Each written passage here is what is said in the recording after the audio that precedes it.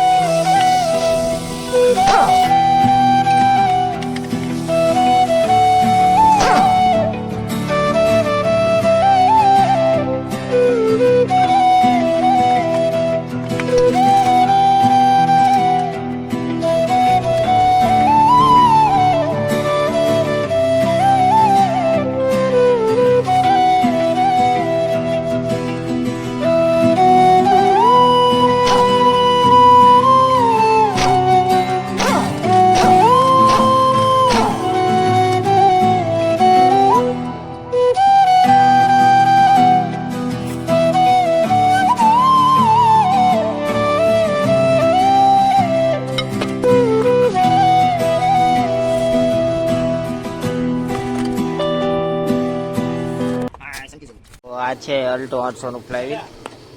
તો એની બેરિંગ પણ બદલી નાખીએ. તો આ મેલી દીધું પાનું, નીકળી ગઈ બેરિંગ.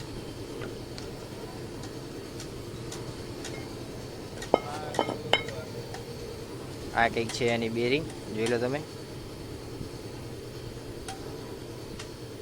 તો ચલો નાખી દઈએ ફરીથી નવી. જોઈ લો મિત્રો આવી કંઈક છે એની નવી બેરિંગ. અને આપણે વસ્તુ બધું ઓરિજિનલ જ રાખીએ છીએ, જોઈ લો.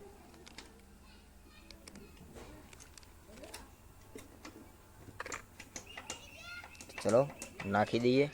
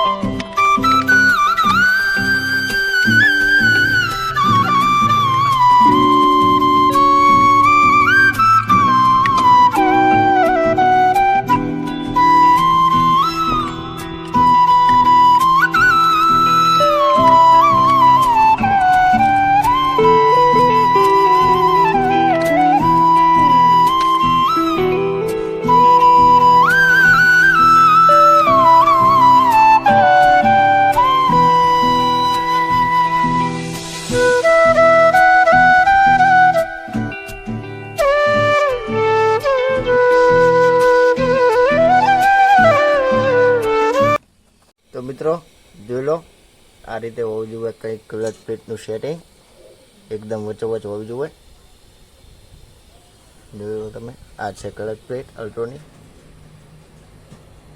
તો આ લાગી ગઈ છે રેડી.